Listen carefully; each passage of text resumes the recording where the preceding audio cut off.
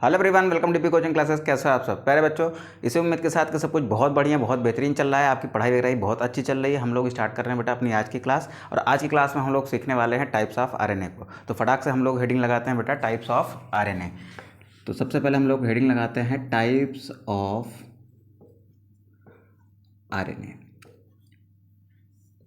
ठीक है, चलिए देखते हैं। हमारे पास क्या है बेटा, एक डीएनए है। क्या है हमारे पास? एक डीएनए। अब इस डीएनए के दो स्ट्रैंड हैं। इन दो स्ट्रैंड में से किसी एक स्ट्रैंड की इंफॉर्मेशन को कॉपी करके हमने क्या बनाया? हमने बनाया आरएनए। हमने क्या बनाया? एक आरएनए। ठीक है, डीएनए से ये आरएनए बनाने के प्रोसेस को हमने नाम दिया क्या? हमने नाम दिया ट्रांसक्रिप्शन का। ट्रांसक्रिप्शन के स्टेप्स के बारे में हम लोगों ने लास्ट क्लास में बात कर रही है कि कैसे डीएनए से आरएनए बनता है। अब आज की क्लास में हमें बात करना है कि ये जो आरएनए है ना, ये कितने टाइप का होता है। तो सबसे पहले बेटा देखेंगे कि जो मेरा आरएनए है ना, वो कितने टाइप का होता है। तो सबसे पहले अगर आरएनए को देखने की कोशिश करें तो इसमें कुछ मेन टाइप के आरएनए होते हैं। जैसे हमारे पास है आरएनए। क्या है हमारे पास? आरएनए है। फिर हमारे पास क्या होता है? हमारे पास एमआरएनए होता है। हमारे पास क्या होता है? हमारे पास टीआरएनए होता है। ठीक है, और हमारे पास एक और स्पेशल आरएनए होता है जिसको हम एसएनआरएनए कह रहे हैं।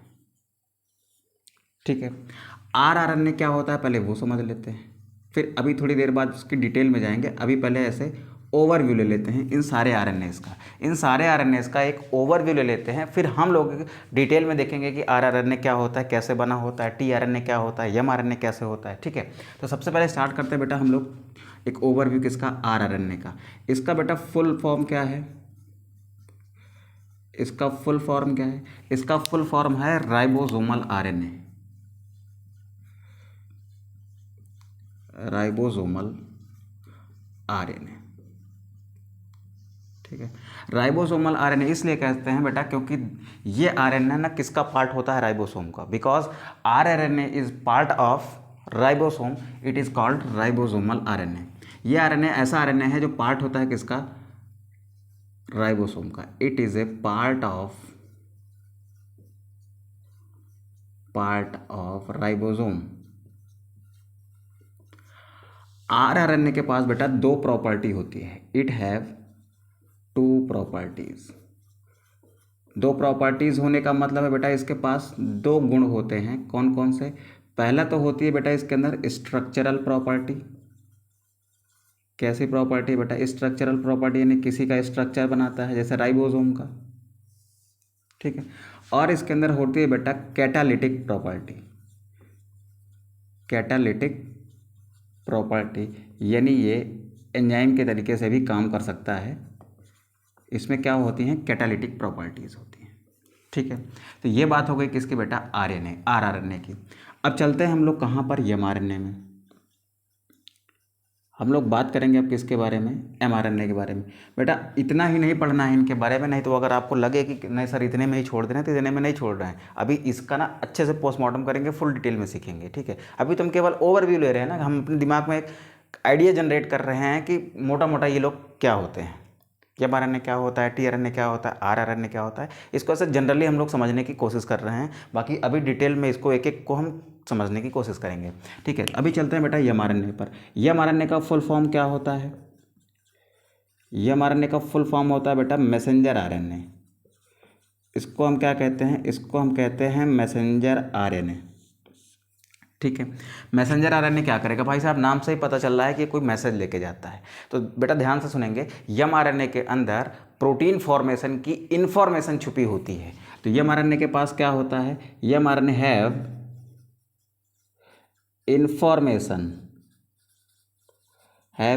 इंफॉर्मेशन, टू फॉर्म प्रोटीन, या फिर प्रोटीन सिंथेसिस के लिए इसमें क्या होती हैं? इंफॉर्मेशन होती है। अब ध्यान से सुनेंगे बेटा, इन प्रोकैरियोटिक सेल, देखो अब बनता कहाँ है बेटा? ये बनता है सेल्स में। सेल्स होती हैं दो टाइप की, एक होती हैं आपकी प्रोकैरियोटिक सेल और एक होती हैं आपकी यूकैरियोटिक सेल। बेटा प्रोकैरियोटिक सेल में ये कहाँ पर बनता है? प्रोकैरियोटिक सेल में ये बनता है साइटोप्लाज्म में और डीएनए से डायरेक्टली बनता है। मेरे पास क्या है, एक डीएनए होगा, डीएनए से डायरेक्टली क्या बनता है? MRNA. So we can say that in prokaryotic cell, in prokaryotic cell mRNA is directly formed by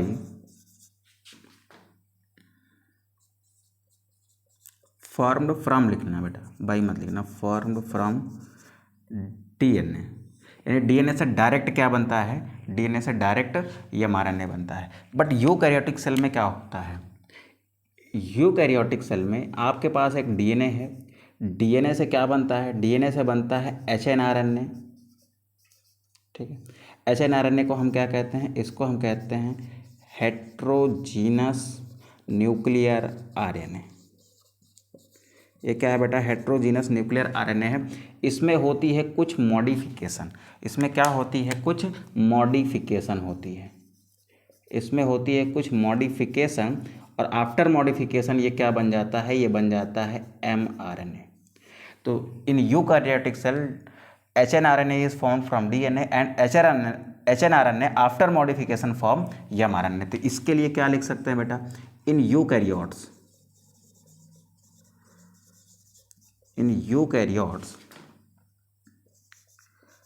HNRNA is formed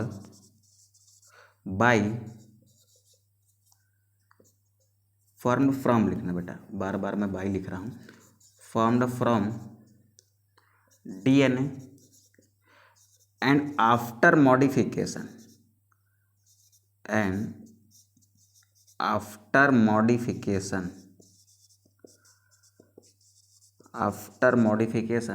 HNRNA forms mRNA। बात समझ आई बेटा? प्रोकैरियोटिक सेल में क्या होता है कि डीएनए से सीधा क्या बन जाता है? एमआरएनए बन जाता है। आरएनए पॉलीमरेज डीएनए से सीधा क्या बना देता है? डीएनए से वो सीधा एमआरएनए बना देता है। लेकिन आपके यूकैरियोटिक सेल में क्या होता है कि डीएनए से क्या बनता है? पहले एचएनआरएनए बनेगा, एचएनआरएनए में आफ्टर मॉडिफिकेशन क्या बनता है? वो एमआरएनए में चेंज होता है। ठीक है, तो ये बात हो गई किसकी बेटा? एमआरएनए की। और एमआरएनए का खास काम क्या है? एमआरएनए के पास प्रोटीन फॉर्मेशन की क्या होती हैं? इन्फॉर्मेशन छुपी हुई होती है। ठीक है, अब चलते हैं बेटा हम लोग कहाँ पर? टीआरएनए में। टीआरएनए का एक ओवरव्यू देखते हैं, डिटेल में भी बाद में देखेंगे। ठीक है, 3rd नंबर हम बात करेंगे बेटा किसकी? टीआरएनए की। तो what is the full form of tRNA? What is the full form of tRNA? देखो, टीआरएनए का फुल फॉर्म होता है बेटा, तो इसको हम लोग कहते हैं ट्रांसफर आरएनए। इसको हम क्या कहेंगे बेटा? इसको हम कहेंगे ट्रांसफर आरएनए। अब इसका मेन फंक्शन क्या होता है? इसका मेन फंक्शन क्या होता है? इसका मेन फंक्शन 2 होता है। पहली बात तो ये आइडेंटिफाई करता है जेनेटिक कोड को, जो कहाँ पर होते हैं? जो होते हैं एमआरएनए पर। तो फर्स्ट फंक्शन क्या हो गया बेटा? It identified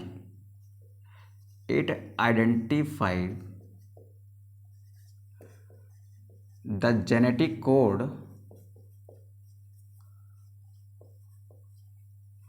genetic code present on mRNA. ठीक है, दूसरा काम क्या करता है बेटा? दूसरा काम क्या करता है? ये अमीनो एसिड को लेकर आता है कहाँ पर? एमआरएनए के पास में। ठीक है, तो इट ब्रिंग्स अमीनो एसिड,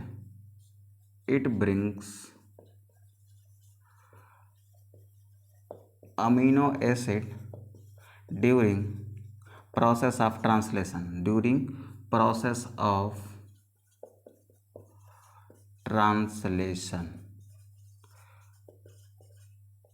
ठीक। अब ट्रांसलेशन का मतलब क्या है बेटा? यहाँ पर ट्रांसलेशन का मतलब ये है कि मेरे पास एमआरएनए है, एमआरएनए से हमें क्या बनाना है? एमआरएनए से हमें बनाना है प्रोटीन। तो mRNA से इस प्रोटीन बनाने की प्रोसेस को ही हम लोग क्या कह रहे हैं, हम लोग कह रहे हैं ट्रांसलेशन। तो ट्रांसलेशन के दौरान अमीनो एसिड को लाने का काम कौन करता है बेटा, tRNA करता है। ठीक है, SNRNA क्या करता है, SNRNA ये हेल्प करता है बेटा क्या, किस चीज़ में, मॉडिफिकेशन में हेल्प करता है। ठीक है, अब फुल फॉर्म बेटा इसका क्या होगा, इसका जो फुल फॉर्म है ना वो होता है स्मॉल न्यूक्लियर RNA।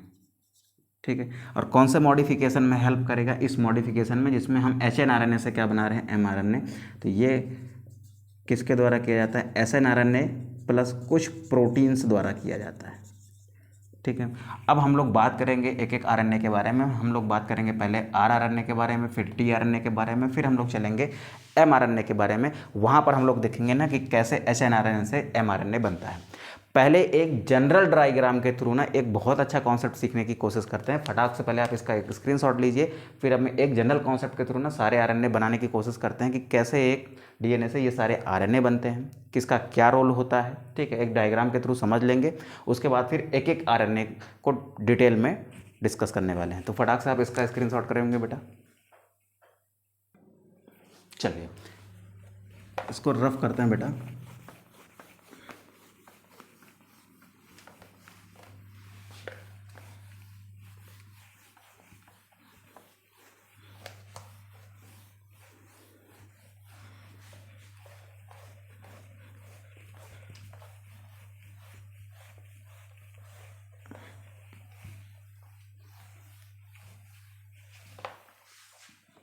चलिए सबसे पहले यहाँ पर एक DNA बनाते हैं। सबसे पहले क्या बनाते हैं बेटा, एक DNA बनाते हैं।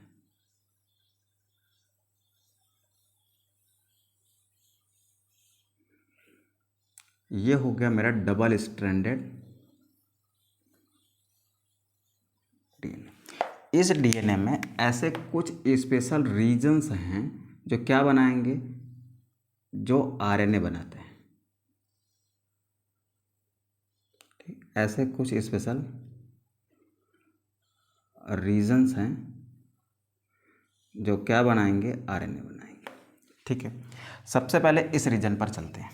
मान लीजिए आपके पास ये एक रीजन है जिसने ट्रांसक्रिप्शन के थ्रू, यहाँ पर क्या हुई, ट्रांसक्रिप्शन की प्रोसेस हुई और इसने क्या बनाया, एक RNA बनाया। इधर देख बेटा, इसने क्या बनाया, ऐसे एक RNA बनाया। ठीक, और इस RNA को हमने नाम दिया HNRNA। क्या नाम दिया इसको हमने, HNRNA। अब इस HNRNA में आप देख पा रहे होंगे दो चीज़ें हैं, एक ग्रीन पार्ट दिख रहा है और एक आपको रेड पार्ट दिख रहा है। ग्रीन पार्ट को हम कह दिए बेटा एक्सॉन है। क्या है, एक्सॉन है। रेड पार्ट को हमने कह दिया ये इंट्रॉन है। ठीक है, एक्सॉन वो पार्ट है ना जिन पर न्यूक्लियोटाइड सीक्वेंस को देखकर प्रोटीन का फॉर्मेशन होगा। इंट्रॉन्स वो पार्ट है ना जिनके न्यूक्लियोटाइड सीक्वेंस का कोई मतलब नहीं है, उनसे प्रोटीन का फॉर्मेशन नहीं होगा। मेरी बात को ध्यान से सुनो, एक्सॉन पर जो न्यूक्लियोटाइड के पेयर्स होंगे, ठीक, पेयर मत कहो आप, उनको कहो जेनेटिक कोड। न्यूक्लियोटाइड के सीक्वेंस जो स्पेशल सीक्वेंस है ना, उनको देखकर क्या होगी बेटा, उनको देखकर प्रोटीन की सिंथेसिस होगी। लेकिन इंट्रॉन्स का कोई मतलब नहीं होता प्रोटीन सिंथेसिस में, तो इनकी ज़रूरत क्या है, फिर इनको हटा देना चाहिए। तो यहाँ पर होगी बेटा मॉडिफिकेशन। क्या होती है यहाँ पर, मॉडिफिकेशन होती है। ठीक, अब इस मॉडिफिकेशन का क्या रोल है, थोड़ा सा और नीचे कर लेते हैं बेटा इसको।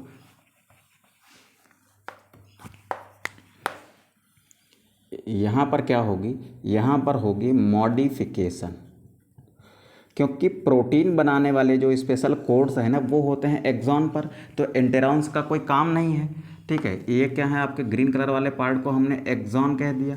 इंट्रॉन्स का कोई काम नहीं है, कोई काम नहीं है तो इनको रिमूव करना पड़ेगा। तो मॉडिफिकेशन में हम क्या करते हैं बेटा, रिमूवल ऑफ इंट्रॉन्स करते हैं। इंट्रॉन्स को क्या करते हैं, रिमूव करते हैं। कैसे रिमूव करते हैं, किनकी सहायता से रिमूव करते हैं, वो सब बात की बात है, अभी देखेंगे उसको। फिर यहाँ पर क्या बनेगा, यहाँ पर ऐसे एक आरएनए बनेगा जो पूरी तरीके से ग्रीन पार्ट्स का होगा, ठीक है। इसको हम कहेंगे क्या है बेटा, ये हमारा एमआरएनए, ठीक है। ये बात समझ आई बेटा। हमारे पास डीएनए में एक छोटा सा पार्ट था जिसमें ट्रांसक्रिप्शन के थ्रू एचएनआरएनए बना। एचएनआरएनए में दो पार्ट हैं, एक एक्सॉन है, एक इंट्रॉन है। एक्सॉन वाला जो पार्ट है ना, उस पर न्यूक्लियोटाइड के कुछ स्पेशल सीक्वेंसेस होते हैं जिनको आइडेंटिफाई करके क्या बनती है बेटा, प्रोटीन बनती है। लेकिन इंट्रॉन्स के न्यूक्लियोटाइड सीक्वेंस के आइडेंटिफिकेशन से प्रोटीन नहीं बनती, तो उस किसी काम का नहीं है, फिर उसको तो हटाना है। तो उसको हटाने के लिए कुछ प्रोसेस चलती है, उस प्रोसेस को हम लोग स्प्लाइसिंग कह देंगे, क्या फिर जो भी चीज़ें हैं उसको बाद में डिस्कस करेंगे। मॉडिफिकेशन होता है, उस मॉडिफिकेशन में हम इंट्रॉन्स का रिमूवल कर देते हैं, उसको हम क्या कहते हैं बेटा, उसको हम कहेंगे एमआरएनए, ठीक है। यहाँ तक बात क्लियर है बेटा। यहाँ तक बात क्लियर है तो हम लोग आगे चल जाते हैं। आगे चलने पर हम लोग ने देखा कि यहाँ पर एक छोटा सा सीक्वेंस डीएनए का और है जो क्या बनाएगा, आरएनए बनाएगा। चलो, इस सीक्वेंस ने क्या किया, ट्रांसक्रिप्शन किया। इसने क्या किया, ट्रांसक्रिप्शन किया, तो इसने भी क्या बनाया, एक आरएनए बनाया, ठीक है। इसने भी क्या बनाया बेटा, एक आरएनए बनाया। अब ये आरएनए जो है ना, ये आरएनए कौन सा आरएनए है, ये है बेटा राइबोसोमल आरएनए। क्या है ये, राइबोसोमल आरएनए, ठीक है। अब ये जो राइबोसोमल आरएनए है, ये राइबोसोमल आरएनए प्लस कुछ स्पेशल प्रोटीन्स, क्या है बेटा, कुछ स्पेशल प्रोटीन्स हैं। ये क्या हो गई, कुछ प्रोटीन्स हो गई, और ये राइबोसोमल आरएनए हो गया। ये दोनों मिलकर क्या बनाते हैं, राइबोसोम बनाते हैं। अब राइबोसोम की दो सब यूनिट होती है बेटा, आपने पढ़ा होगा 11th में। एक होती है स्मॉलर सब यूनिट,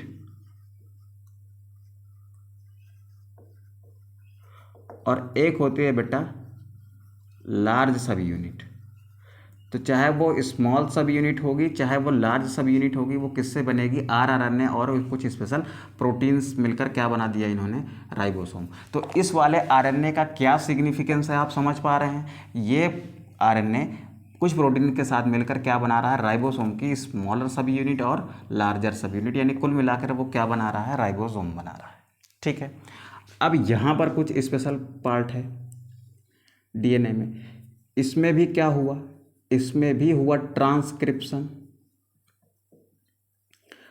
इसने क्या बनाया, ऐसे एक सिंगल स्ट्रैंड आरएनए बनाया जिसको हमने नाम दिया है, क्या है ये, टीआरएनए, ठीक है। ये 5 प्राइम एंड है और ये क्या है बेटा, 3 प्राइम एंड है। अब इस आरएनए में क्या हो गई बेटा, फोल्डिंग हो गई। क्या हो गई, फोल्डिंग हो गई। फोल्डिंग होने के बाद ये कुछ ऐसा बन गया,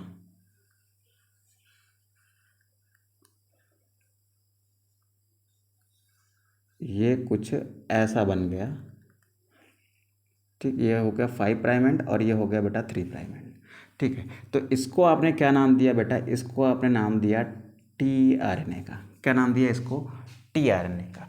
अब यहाँ पर देखो, यहाँ पर एक सीक्वेंस है बेटा ऐसे, इससे भी क्या बना, इससे भी बना एक आरएनए, ठीक है। इस आरएनए को हमने नाम दे दिया एसएनआरएनए, ठीक है। ये क्या करता है बेटा, ये हेल्प करेगा मॉडिफिकेशन में, हेल्प इन मॉडिफिकेशन। अब मेरी बात को ध्यान से सुनेंगे, ठीक है। ये एमआरएनए अब आ गया है साइटोप्लाज्म में। ये सारी चीज़ें भी कहाँ पर आ गई हैं, अब साइटोप्लाज्म में आ गई हैं। अब मेरी बात को ध्यान से सुनो, ये डीएनए का वो पार्ट है बेटा, ध्यान से सुनेंगे इधर। ये डीएनए का वो पार्ट है ना जो क्या बना रहा है, जो आरएनए बना रहा है। तो ये डीएनए का पार्ट, तो ये डीएनए का जो पार्ट है ना, ये कहाँ पर होगा, ये होता है बेटा न्यूक्लियोलस में। क्योंकि आरएनए का फॉर्मेशन कहाँ होता है, न्यूक्लियोलस में होता है।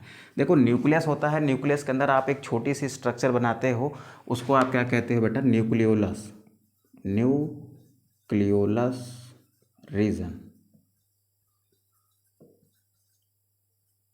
ठीक है।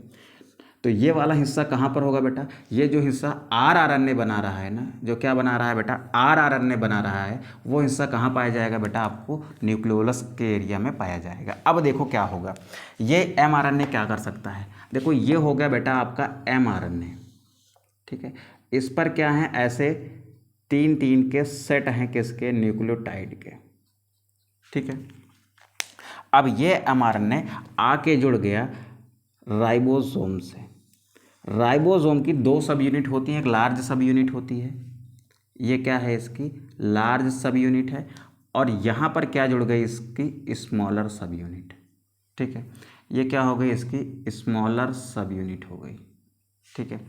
अब ध्यान देने वाली बात यह है बेटा कि ये इतना पूरा सब कुछ ना कहाँ पर हुआ है बेटा, ये इतना सब कुछ न्यूक्लियस के अंदर हुआ है, ये सारा कुछ कहाँ हुआ है, ये ऐसे इसको बनाता हूँ बेटा मैं, इन सब का फॉर्मेशन कहाँ पर हुआ है बेटा, न्यूक्लियस के अंदर हुआ है। अब हुआ क्या कि इस न्यूक्लियस पर ऐसे होते हैं बेटा एंडोप्लाज्मिक रेटिकुलम, ठीक है, ऐसे क्या है एंडोप्लाज्मिक रेटिकुलम है। इन एंडोप्लाज्मिक रेटिकुलम पर ऐसे राइबोसोम की क्या लगी होती है, ऐसे राइबोसोम की लार्जर सब यूनिट होती है, यहाँ पर ऐसे स्मॉलर सब यूनिट लगती है, और ऐसे बीच में इनके क्या आ जाता है, ऐसे एक एम आर एन ए आ जाता है, ठीक। अब क्या होगा, अब एम आर एन ए के साथ क्या होगा बेटा, इधर देख, ये टी आर एन ए जो है ना, ये टी आर एन ए अपने 3 प्राइम एंड पर किसको बाइंड करेगा, अमीनो एसिड को बाइंड करेगा। ध्यान से सुनेंगे बेटा, पहले इसको हटा देता हूँ मैं, बाद में बाइंड करता हूँ। ये 3 प्राइम एंड है, यहाँ पर क्या होगा, साइटोप्लाज्म के अंदर ये टी आर एन ए क्या करेंगे, T R N A bind करेंगे किसके साथ में, अमीनो एसिड के साथ में, ठीक है। सपोज करो यहाँ पर कोड है बेटा AUG, ठीक है, तो AUG का उल्टा कोड यहाँ पर होता है tRNA की इस वाली आर्म पर, यहाँ पर A है तो यहाँ पर U होगा, यहाँ पर U है तो यहाँ पर A होगा, यहाँ पर G है तो यहाँ पर क्या होगा, C होगा।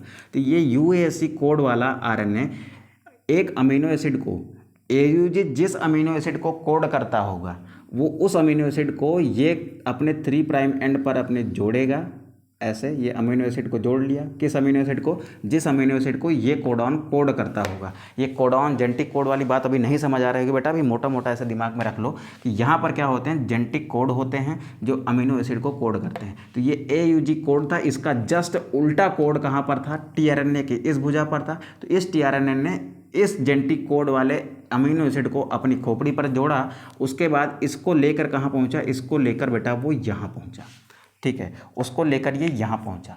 अब दिक्कत ये है कि यहाँ पर AUG कोड है, ये यहाँ पर आ गए हैं भाई साहब ऐसे, चलो बना लेते हैं बेटा ऐसे, ठीक। खोपड़ी पर किसको लेके आए हैं बेटा, अमीनो एसिड को लेके आए हैं, ठीक है। अब यहाँ पर ये क्या होंगे बेटा, इसके जो एंटी कोड हैं ये आपस में कॉम्प्लीमेंट्री बेस पेयरिंग द्वारा जुड़ जाएंगे, यहाँ पर एक अमीनो एसिड आ गया। अब ये राइबोसोम आगे बढ़ेगा, यहाँ पर एक और कोड होगा, मान लो यहाँ पर फिर से क्या है, AUG है, तो फिर से एक tRNA आएगा यहाँ पर एक कोड लेके, ठीक है, सॉरी एक अमीनो एसिड लेके फिर से आएगा ऐसे, चलो एक अमीनो एसिड को ये भी लेके आ गया, ठीक है, तो एक अमीनो एसिड को ये भी अपने खोपड़ी पर लेके आ गया। अब देख बेटा ये अमीनो एसिड क्या करेंगे, आपस में जुड़ने लगेंगे, इन अमीनो एसिड की चेन बनने लगेगी, यानी यहाँ पर बनने लग रही है क्या, यहाँ पर बन रही है बेटा पॉलीपेप्टाइड चेन। अब इस पॉलीपेप्टाइड चेन को बनाने के लिए जो एंजाइम है ना बेटा, वो कहाँ पर होते हैं, एंजाइम प्रेजेंट होते हैं rRNA में, ठीक है, एंजाइम प्रेजेंट होते हैं कहाँ पर, ये rRNA जो है ना बेटा, ये प्रोटीन के साथ मिलकर क्या करता है बेटा, ये करेगा एंजाइम का काम। तो यानी कहाँ पर होते हैं एंजाइम, राइबोसोम में होते हैं, ठीक है। इसीलिए हम कहते हैं कि rRNA क्या करता है, स्ट्रक्चरल रोल प्ले करता है, यानी राइबोसोम बनाता है, कैटालिटिक रोल प्ले करता है, यानी एंजाइम का भी काम करता है जब ये पॉलीपेप्टाइड चेन बनती है तब, ठीक है। यहाँ तक बात क्लियर है बेटा।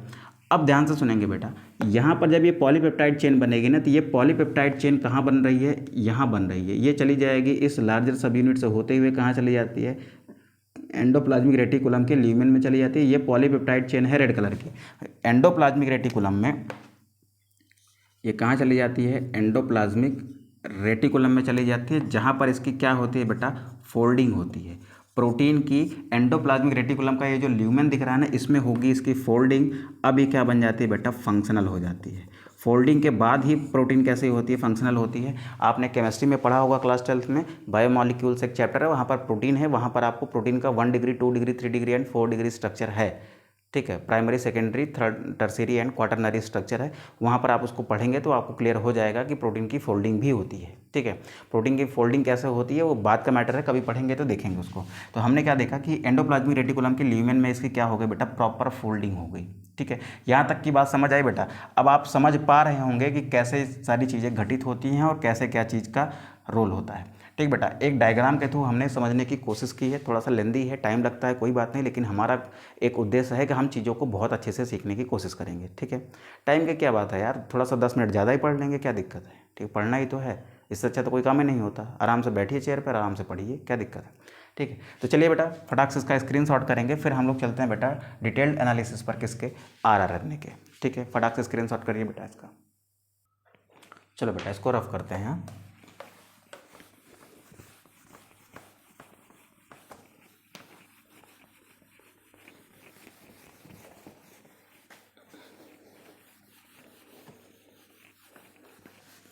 वहाँ से लग रहा होगा कि रफ करना बड़ा आसान है, लेकिन रफ करने में बड़ी मेहनत लगती है।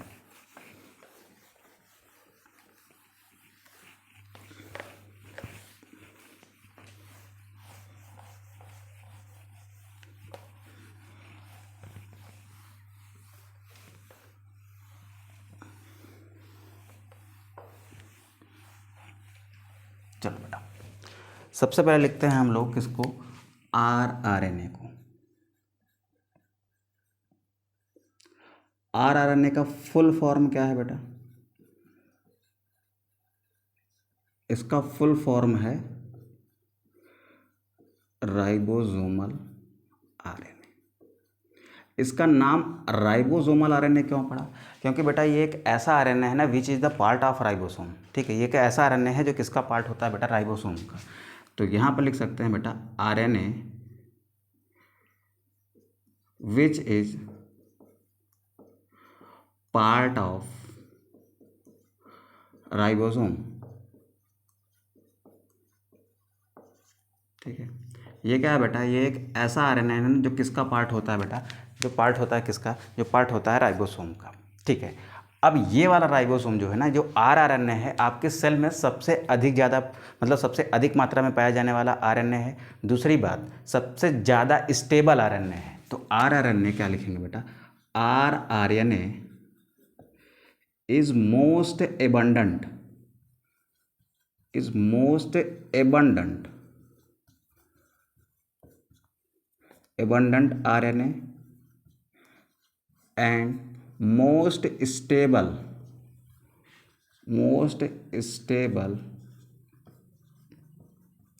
RNA of cell।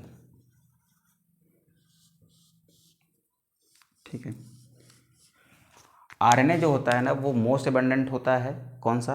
आरआरएनए। कहाँ पर? सेल में। और सबसे ज़्यादा स्टेबल आरएनए की बात करें तो वो कौन सा आरएनए होता है बेटा? वो आपका आरआरएनए होता है। अब चलते हैं बेटा राइबोसोम पर। कहाँ चलते हैं बेटा? अब चलते हैं राइबोसोम पर। देखिए कोई भी राइबोसोम होगा, पहली बात तो राइबोसोम प्रोकैरियोट्स में भी दिखते हैं, राइबोसोम हमको यूकैरियोट्स में भी दिखते हैं। राइबोसोम बेटा दो टाइप के होते हैं, लेकिन कोई भी राइबोसोम होगा ना उसकी 2 सब यूनिट होंगी। कितनी सब यूनिट होंगे बेटा? 2 सब यूनिट होंगी। उसकी एक स्मॉलर सब यूनिट होती है, उसकी एक क्या होती है? स्मॉलर सब यूनिट होती है, एंड उसकी एक लार्जर सब यूनिट होती है। क्या होती है? उसकी एक लार्ज सब यूनिट होती है। तो चाहे वो स्मॉलर सब यूनिट हो चाहे वो लार्ज सब यूनिट हो, वो किसकी बनी होगी बेटा? वो बनी होती है आरआरएनए। वो बनी होती है किसकी? आरआरएनए प्लस प्रोटीन की। ठीक है, लार्ज सब यूनिट होगी बेटा, वो भी किसकी बनी होगी? वो भी बनी होगी आरआरएनए प्लस प्रोटीन की। ठीक है, यहाँ तक बात समझ आई बेटा। अब ध्यान से सुनेंगे बेटा, अब ध्यान से सुनेंगे। राइबोसोम के अगर हम टाइप को देखें तो ये होता है बेटा दो टाइप का। एक को हम कहते हैं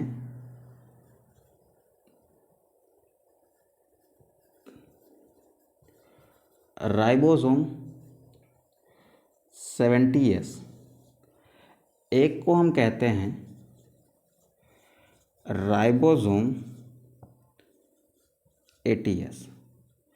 तो कितने टाइप के राइबोसोम दिख रहे हैं हमको? दो टाइप के, ठीक है। अब ध्यान से सुनेंगे बेटा, 70S राइबोसोम हमको कहाँ देखने को मिलेगा? ये देखने को मिलेगा बेटा कहाँ पर? ये प्रेजेंट होता है कहाँ पर? Present in cytoplasm, cytoplasm of prokaryotic cell, prokaryotic cell. और कहाँ पर होता है? क्या 70S यूकैरियोटिक सेल में होता है? बिल्कुल होता है बेटा। कहाँ पर होता है? माइटोकॉन्ड्रिया के मैट्रिक्स में अगर आप जाके देखो, वहाँ पर जो राइबोसोम होता है ना वो 70S होता है।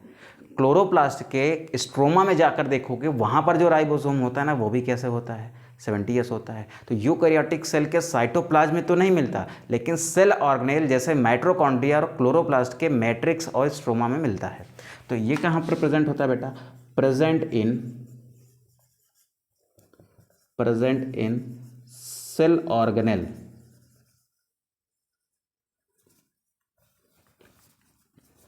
Present in cell organelle of eukaryotic cell like matrix of mitochondria and stroma of chloroplast. बेटा इनके पास माइटोकॉन्ड्रिया एंड क्लोरोप्लास्ट के पास खुद का डीएनए भी होता है, जिसकी वजह से इन दोनों को सेमी ऑटोनॉमस सेल ऑर्गेनेल कहा जाता है। इनको क्या कहते हैं बेटा? Semi autonomous cell organelle. They have their own DNA, that's why they are called semi autonomous cell organelle. ठीक है, अब चलते हैं बेटा 80S राइबोसोम में। किसमें? 80S राइबोसोम में। 80S राइबोसोम कहाँ पर प्रेजेंट होता है बेटा? ये प्रेजेंट होता है यूकैरियोटिक साइटोप्लाज्म में, प्रेजेंट इन यूकैरियोटिक साइटोप्लाज्म। ठीक है, हाँ ठीक है सर। अब बेटा इनके स्ट्रक्चर के बारे में बात करते हैं, कैसे इनका स्ट्रक्चर बना होता है। तो देखो यहाँ पर हम लेते हैं बेटा एक 70S राइबोसोम, फिर यहाँ पर लेते हैं बेटा एक 80S राइबोसोम। यहाँ पर इस S का मतलब बेटा स्वेडबर्ग यूनिट होता है, ठीक। बाद का मैटर है, कभी राइबोसोम को फुल डिटेल में पढ़ेंगे तो वहाँ पर देखेंगे। अभी के लिए देखते हैं बेटा, चाहे वो 70S राइबोसोम हो चाहे वो 80S राइबोसोम हो, उसमें दोनों में क्या होंगी? Smaller unit and larger unit. 70S ribosome में हमने एक यूनिट बनाई जो स्मॉलर यूनिट है इसकी, और यहाँ पर एक बड़ी यूनिट बनाई ऐसे, ठीक है। देखो कोई भी राइबोसोम होता है उसमें एक स्मॉलर सब यूनिट होती है और एक लार्ज सब यूनिट होती है। स्मॉलर सब यूनिट और लार्ज सब यूनिट ये फ्लोट करती है कहाँ पर बेटा? साइटोप्लाज्म में। ठीक है, ध्यान से सुनेंगे बेटा। ये दोनों पहले क्या होती हैं बेटा? फ्री होती हैं। Smaller sub unit and large sub unit are free from each other in cytoplasm. Cytoplasm में क्या होते हैं बेटा? वो एक दूसरे से फ्री होती हैं। तो सर इकट्ठा कब होती हैं? इकट्ठा बेटा वो प्रोटीन सिंथेसिस के टाइम पर होती हैं। तो यहाँ लिखेंगे बट ड्यूरिंग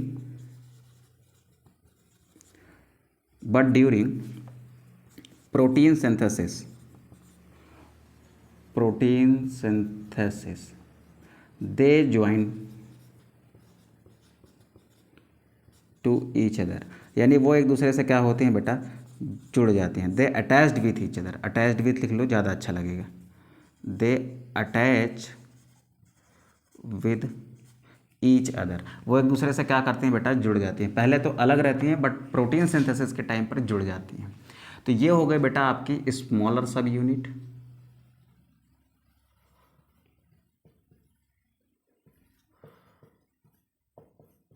और ये हो गई आपकी लार्ज सब यूनिट। ठीक है, ठीक है सर। ऐसे ही बेटा एटीएस में भी होता है। यहाँ पर क्या है, एक स्मॉलर सब यूनिट है और एक क्या है इसकी ऐसे लार्ज सब यूनिट है। अब ध्यान से सुनेंगे बेटा, ध्यान से सुनेंगे। इसकी स्मॉलर सब यूनिट को मैं कह रहा हूँ 30s। क्या कह रहा हूँ इसको मैं कहता हूँ 30s। इसकी स्मॉलर यूनिट को मैं कहता हूँ बेटा 40s। क्या कहता हूँ, 40s। इसकी लार्ज सब यूनिट को मैं कहता हूँ 50s। इसकी लार्ज सब यूनिट को मैं कहता हूँ 60s। ठीक है, ये 30s एंड 50s है और ये 40s एंड 60s है। तो एक चीज़ तो हमें क्लियर हो गई कि राइबोसोम जो 70s टाइप का होता है उसकी स्मॉलर सब यूनिट 30s होती है, लार्जर सब यूनिट 50s होती है। और फिर बात करेंगे बेटा किसकी, 80s राइबोसोम की, तो वहाँ पर स्मॉलर सब यूनिट 40s होती है, लार्ज सब यूनिट कैसी होती है, 60s की होती है। यहाँ तक बात क्लियर है बेटा, यहाँ तक बात क्लियर है। तो फिर हम लोग आगे चलते हैं। अब ध्यान से देखते हैं बेटा कि राइबोसोम किसका बना होता है। राइबोसोम बना होता है बेटा rRNA का। ये बना होता है किसका बेटा, ये बना होता है rRNA प्लस प्रोटीन का। अब चाहे वो कोई भी हो, चाहे वो 80s हो, चाहे वो 70s हो, ये सबके सब किसके बने होंगे बेटा, rRNA एंड प्रोटीन के। अब ध्यान देने वाली बात ये है बेटा कि इस स्मॉलर सब यूनिट में एक rRNA होता है ऐसे। चलो, एक rRNA है जिसको हमने कह दिया ये कैसा है बेटा, ये है 16S RNA। ठीक है, कैसा RNA है बेटा, ये 16S RNA है। अब ध्यान से सुनेंगे बेटा, यहां पर ये 16S RNA है। ठीक, अब यहाँ पर 16 है, इस वाले में क्या है, इस वाले में भी एक छोटा सा RNA है जिसको मैं कहता हूँ 18S RNA। ठीक है, अब ध्यान से सुनेंगे बेटा, यहाँ पर 16S है, यहाँ पर क्या है 18S है। इसकी स्मॉलर सब यूनिट में 16 है, इसकी स्मॉलर सब यूनिट में कैसा है 18। अब इसमें क्या क्या होता है और सुनेंगे ध्यान से, इसमें और क्या क्या होता है वो सुनेंगे ध्यान से। इसमें एक और RNA होता है लार्जर सब यूनिट में जिसको मैं कहता हूँ 23। जिसको क्या कहता हूँ बेटा मैं, 23S RNA। ठीक है, इसमें एक होता है बेटा 28S RNA। क्या इसमें एक 28S RNA है। ठीक है, अब इसमें एक होता है बेटा छोटा सा RNA जिसको हम कहते हैं 5S RNA। इसमें क्या है, इसमें भी एक छोटा सा है जिसको हमने नाम दिया 5S RNA। इसमें एक एक्स्ट्रा और RNA होता है जिसको हम कहते हैं बेटा 5.8S RNA। ठीक है, बात समझ आई बेटा। इसमें देखो 16 है, इसमें 18 है, इसमें 23 है, इसमें 28 है, इसमें एक 5S है, इसमें भी एक 5S है, इसमें एक एक्स्ट्रा और है जिसको हम कहते हैं 5.8S। ठीक है, तो इसमें क्या क्या चीज़ें हैं बेटा, इसमें आपके पास 16S है, इसमें आपके पास 23S है एंड इसमें आपके पास 5S है। इसमें 16 था तो इसमें कितना है बेटा 18S है, इसमें 23 था, इसमें कितना है 28S है, इसमें 5 था, इसमें भी 5S है, इसमें एक एक्स्ट्रा है 5.8S। ठीक है, यहाँ तक बात क्लियर है बेटा। तो ये सारी सब यूनिट्स हैं। अब इनके जो ये आपके RNA दिख रहे हैं, इनके चारों तरफ ना कुछ स्पेशल प्रोटीन्स होती हैं बेटा। क्या होती हैं, कुछ स्पेशल प्रोटीन्स होती हैं। वो उन प्रोटीन्स को भी बना लेते हैं। एक मिनट बेटा, मार्कर चेंज करता हूँ मैं। चलो, यहाँ पर कुछ क्या बना लेते हैं बेटा, यहाँ पर कुछ स्पेशल प्रोटीन्स बना लेते हैं ऐसे।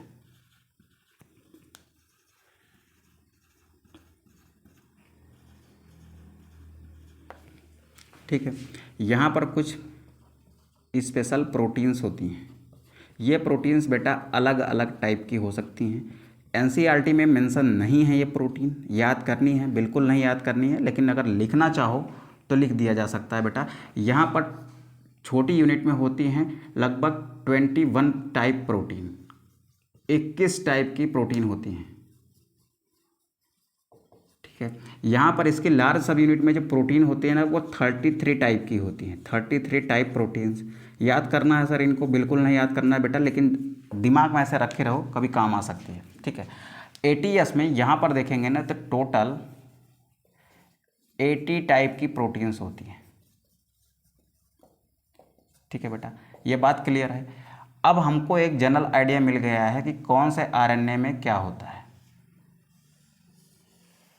सॉरी कौन सा राइबोसोम में कौन सा rRNA होता है, ये जनरल आइडिया हमको मिल गया है। हमें याद क्या रखना है बेटा, ये जरूर याद रखना, ये मस्ट रिमेंबर थिंग्स हैं, मस्ट रिमेंबर कॉन्सेप्ट है। ठीक है, यहाँ तक बात क्लियर है बेटा, यहाँ तक बात क्लियर है तो फटाक से इसका स्क्रीनशॉट करेंगे। देन हम लोग चलते हैं फिर कहाँ पर, देन हम लोग चलते हैं फिर आपके RNA पॉलीमरेज पर। ठीक है, कि प्रोकैरियोटिक RNA पॉलीमरेज का क्या इम्पैक्ट है और आपके यूकैरियोटिक RNA पॉलीमरेज का क्या इम्पैक्ट है, वो कौन कौन से RNA बना सकता है। ठीक है, तो फटाक से इसका स्क्रीनशॉट करिए बेटा, देन आगे बढ़ते हैं। चलो बेटा इसको रफ करते हैं, इधर वाला रहने देते हैं क्योंकि इसकी ज़रूरत अभी हमको बाद में पढ़ने वाली है, थोड़ा सा इधर का रफ कर लेते हैं।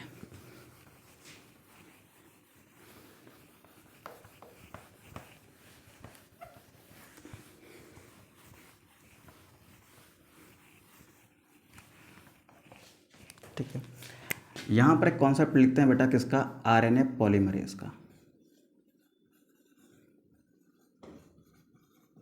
इंपॉर्टेंट कॉन्सेप्ट बेटा, ध्यान से देखना, नीट पर क्वेश्चन बने हुए हैं पास्ट ईयर्स में, इसलिए इसको हम डिस्कस करने की कोशिश कर रहे हैं। तो देखो बेटा, RNA पॉलीमरेज क्या है बेटा, ये एक एंजाइम है, ये क्या है, एंजाइम है जो क्या करता है, जो DNA से फॉर्मेशन करता है किसका, RNA का, यानी ट्रांसक्रिप्शन में हेल्प करता है। अब RNA पॉलीमरेज की बात करेंगे कहाँ पर बेटा, अगर प्रोकैरियोटिक सेल में, किस में बात करते हैं बेटा, इसकी बात करते हैं अगर प्रोकैरियोटिक सेल में, तो केवल एक टाइप का RNA पॉलीमरेज पाया जाता है। प्रोकैरियोटिक सेल में केवल एक टाइप का RNA पॉलीमरेज पाया जाता है जो सभी प्रकार के RNA बनाने में सक्षम होता है, कहाँ पर, प्रोकैरियोटिक सेल में। ठीक है, तो सपोज करो यहाँ पर एक बना लेते हैं बेटा प्रोकैरियोटिक सेल। क्या बनाई हमने बनाई एक प्रोकैरियोटिक सेल। ये क्या हो गया, प्रोकैरियोटिक सेल का DNA हो गया, क्योंकि इसका DNA होता है साइटोप्लाज्म में, इसलिए ऐसे ही बना लिया।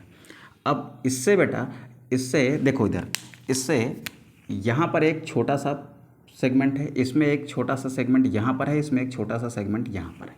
इस सेगमेंट से क्या बन रहा है, इस सेगमेंट से भी एक RNA बन रहा है, इस सेगमेंट से भी क्या बन रहा है, एक RNA बन रहा है, और इस सेगमेंट से भी क्या बन रहा है, एक RNA बन रहा है। इस वाले RNA को हमने नाम दे दिया mRNA। ठीक है, यहाँ पर HNRNA नहीं बनता बेटा, DNA से डायरेक्ट क्या बनता है, mRNA बनता है। इसको हमने नाम दे दिया बेटा tRNA का, और इसको नाम दे दिया हमने rRNA का। ठीक है, इन तीनों टाइप के RNA को बनाने के लिए केवल एक सिंगल टाइप का RNA पॉलीमरेज रिस्पॉन्सिबल होता है। ठीक है, तो एक बात लिख सकते हैं कि in prokaryotic cell only one type of RNA polymerase is responsible to form mRNA, tRNA and rRNA।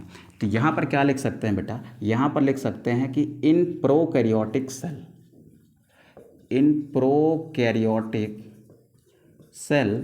Only one type of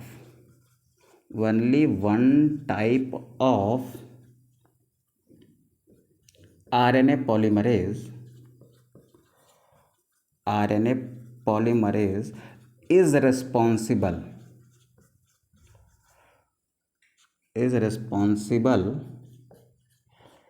to form all the three types of लिख लो, all the types of RNA। कौन कौन सा RNA बेटा, ये directly बना सकता है mRNA को, ये डायरेक्टली बना सकता है किसको बेटा, tRNA को, और डायरेक्टली बना सकता है ये rRNA को। कौन कौन से rRNA को ध्यान से देखेंगे बेटा, इसमें कौन कौन से rRNA को बना सकता है, ये 16S को बना सकता है, ये 23S को बना सकता है एंड 5S rRNA को ये बना सकता है। देखो क्योंकि प्रोकैरियोटिक में तो यही वाले rRNA होते हैं। ठीक है, बना लिया। अब चलते हैं बेटा कहाँ पर, यूकैरियोटिक सेल में। यूकैरियोटिक सेल की पिक्चर थोड़ा डिफरेंट है, थोड़ा क्या, एकदम डिफरेंट है। तो ये है बेटा यूकैरियोटिक सेल। अब यूकैरियोटिक सेल में इन तीनों आरएनए को बनाने के लिए, इन तीनों आरएनए को बनाने के लिए 3 डिफरेंट टाइप्स के आरएनए पॉलीमरेज होते हैं। तो यूकैरियोटिक सेल के लिए क्या लिखेंगे, in eukaryotic cell, in eukaryotic cells 3 different types of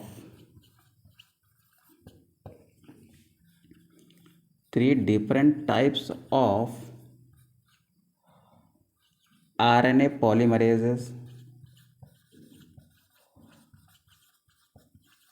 polymerases are present which can form different types of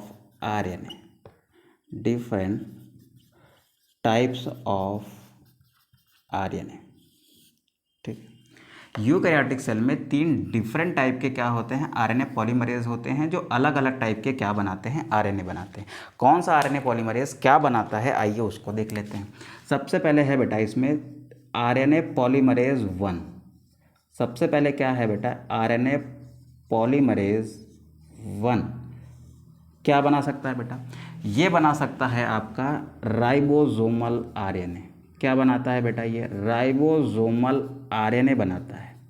ribosomal RNA बनाता है, ये इसका मतलब ये आरएनए बना रहा है। अब आरएनए पॉलीमरेज क्या बनाता है, राइबोसोमल आरएनए बनाता है। लेकिन ध्यान से सुनेंगे बेटा, यूकैरियोटिक सेल में कितने आरएनए होते हैं, तो यहाँ पर आपको 4 दिख रहे हैं। कितने दिख रहे हैं बेटा, 4। लेकिन इन 4 में से केवल 3 ही ऐसे होंगे जिनको कौन बनाएगा, आरएनए पॉलीमरेज 1 बनाएगा। वो 3 कौन कौन से हैं, 18S, 28S एंड 5.8S। तो कौन कौन से आरएनए को आपका आरएनए पॉलीमरेज 1 बना सकता है, तो वो है आपका 18S, आपका 28S और आपका 5.8S। ये 3 आरएनए ऐसे हैं जिनका फॉर्मेशन आरएनए पॉलीमरेज 1 करता है। तो सर ये बताइए फिर 5S का कौन करता है बेटा, इसका एक दूसरा आरएनए पॉलीमरेज है वो करेगा, उसकी बात करेंगे अभी बाद में। तो यहाँ तक बात समझ आई बेटा, ये इंपॉर्टेंट लाइन है, इसको याद रखेंगे कि इस 5S आरएनए को आरएनए पॉलीमरेज 1 नहीं बनाता। ठीक है, याद रखेंगे बेटा। अब चलते हैं हम लोग आगे, फिर चलते हैं बेटा हम लोग आरएनए पॉलीमरेज 2 पर। कहाँ चलेंगे बेटा, आरएनए पॉलीमरेज 2 पर। आरएनए पॉलीमरेज 2 देखते हैं बेटा, तो ये है हमारा राइबोसोमल आरएनए, आरएनए पॉलीमरेज 2 को देखेंगे बेटा, तो क्या बनाता है, ये बनाता है आपका mRNA। यूकैरियोटिक सेल में पहले क्या बनता है बेटा, पहले बनता है HNRNA। क्या बनता है, HNRNA। फिर होता है इसका बेटा मॉडिफिकेशन, फिर ये बनाता है क्या आपका mRNA। HNRNA में क्या होगी, मॉडिफिकेशन। आरएनए पॉलीमरेज 2 क्या बनाएगा, सबसे पहले HNRNA बनाएगा, इसकी क्या होगी बेटा, मॉडिफिकेशन होगी। इसकी क्या होगी, मॉडिफिकेशन होगी। मॉडिफिकेशन से क्या बनता है, mRNA। और ध्यान से सुनेंगे बेटा, ये आरएनए पॉलीमरेज सेकेंड एक और टाइप का आरएनए बनाता है जिसको हम कहते हैं snRNA। ठीक है, स्मॉल न्यूक्लियर आरएनए जो होता है वो कहाँ से बनता है बेटा, आरएनए पॉलीमरेज 2 बनाता है उसको। ठीक है, अब चलते हैं बेटा थर्ड टाइप में। थर्ड टाइप जो है ना वो है बेटा हमारा आरएनए पॉलीमरेज 3। आरएनए पॉलीमरेज 3 जो क्या बनाता है बेटा, जो बनाएगा किसको, जो बनाएगा आपके टीआरएनए को। ठीक है, किसको बनाएगा, टीआरएनए को। टीआरएनए का मतलब होता है बेटा ट्रांसफर आरएनए। ट्रांसफर आरएनए के साथ में ये एक राइबोसोमल आरएनए की सिंथेसिस करता है जिसको हम कहते हैं बेटा 5S आरएनए। 5S आरएनए किसके द्वारा बनाया जाता है बेटा, वो बनाया जाता है आरएनए पॉलीमरेज 3 के द्वारा। अब मेरा आपसे एक छोटा सा सवाल है कि अगर आपसे कोई पूछे कि आरएनए पॉलीमरेज 1 न्यूक्लियस के अंदर कहाँ पर पाया जाएगा, ठीक है, तो आप बताइए कहाँ पर पाया जाएगा। देखो अभी कुछ देर पहले मैंने कहा था कि जितने भी आपके ये राइबोसोमल आरएनए है ना, ये कहाँ बनते हैं, ये बनते हैं बेटा आपके न्यूक्लियोलस रीजन में। कहाँ बनते हैं बेटा, न्यूक्लियोलस में। तो आरएनए को बनाने वाले एंजाइम भी कहाँ पर होंगे, न्यूक्लियोलस में होंगे। तो ये कहाँ पर होगा बेटा, ये प्रेजेंट होता है न्यूक्लियोलस में, प्रेजेंट इन न्यूक्लियोलस, ठीक है।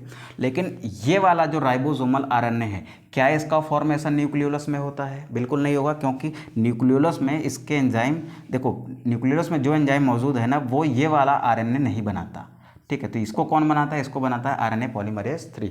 तो इसका formation not form in 5s RNA जो होता है ना बेटा यूकारियोट में, उसका फॉर्मेशन न्यूक्लियोलस में नहीं होता। ये बात आप याद रखेंगे, नॉट फॉर्म इन न्यूक्लियोलस, ठीक है। यहाँ से बेटा एक क्वेश्चन आया था, कहाँ, कब, आपके नीट 2021 में, ठीक है।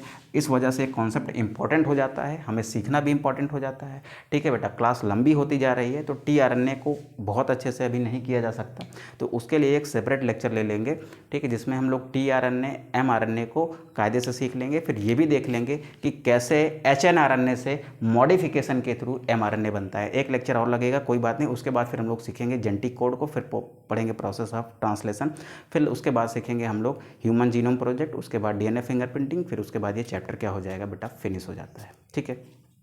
तो यहाँ से बेटा हम लोग ने क्या सीखा, हम लोगों ने सीखा कि आरएनए कितने टाइप के होते हैं और हर आरएनए का क्या रोल होता है, और सबसे ज़्यादा हमने बेसिकली सबसे अच्छे से स्टडी किसको किया है बेटा, राइबोसोमल आरएनए को, ठीक है, कि राइबोसोम कैसे बनता है, कौन कौन से उसमें राइबोसोम इन्वॉल्व होते हैं, कैसी कैसी प्रोटीन्स होती हैं, ये सारी चीज़ें हमने सीख रखी हैं बेटा।